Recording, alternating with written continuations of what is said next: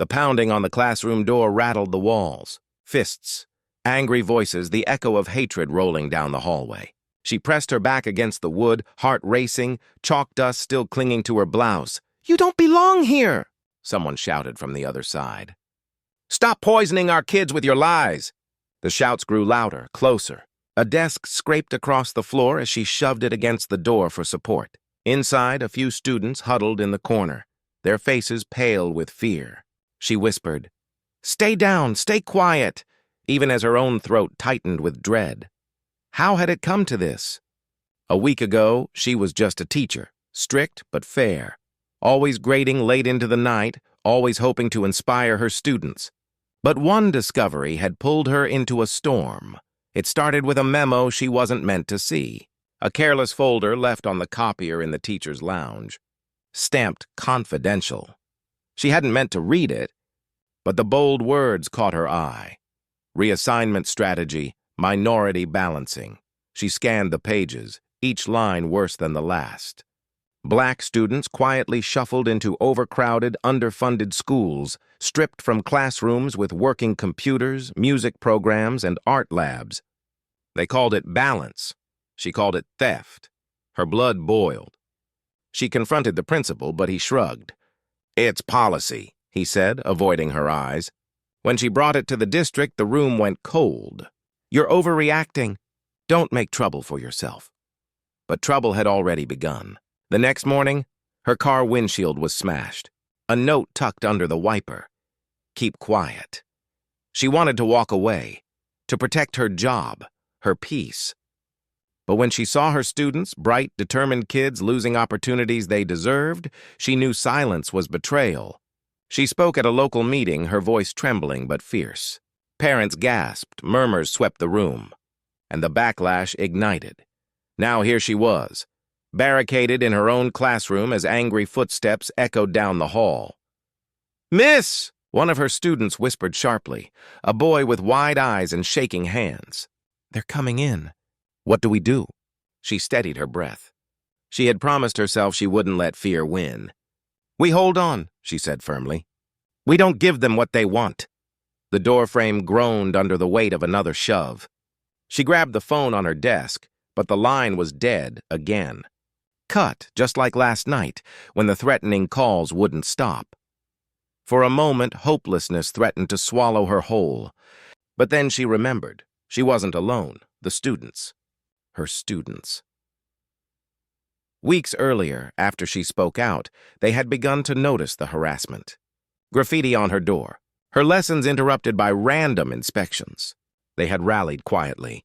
One of them had whispered, "We believe you." Another had slipped her a folded note. "We'll stand with you." And tonight, standing with her meant everything. Suddenly, a sound pierced the chaos outside, the click of phones, the rapid fire of camera shutters. Students were streaming live from the hallway, recording the mob. The angry voices faltered as the realization set in. Their violence was no longer hidden. Inside the classroom, she looked at her students, their small phones glowing in the dim light. "You did this?" she whispered, stunned. One girl nodded fiercely. "They can't bury the truth if everyone sees it." The banging stopped. Silence fell, heavy and unnatural. Then hurried footsteps retreated down the hall. The mob was scattering. Her knees almost gave out from the sudden release of tension. But before relief could settle in, the intercom crackled.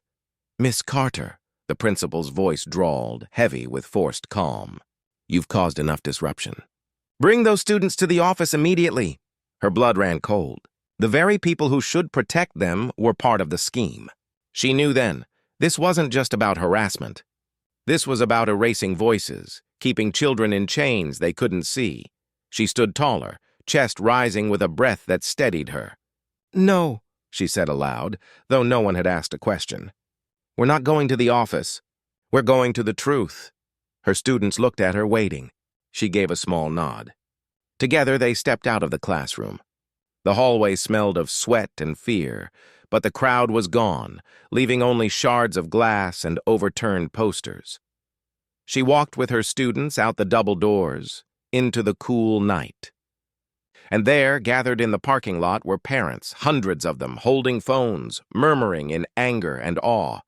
Someone had shared the live stream. The truth was spreading faster than the threats ever could.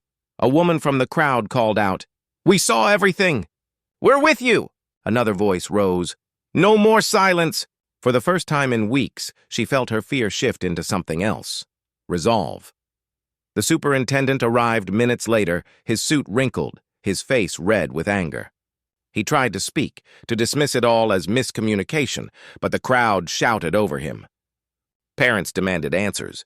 Students raised their phones high, and she, the teacher who had once trembled at her own courage, stepped forward. Her voice carried across the lot, firm and unyielding. "These children deserve better. And we're not backing down." Flashbulbs went off. Reporters appeared.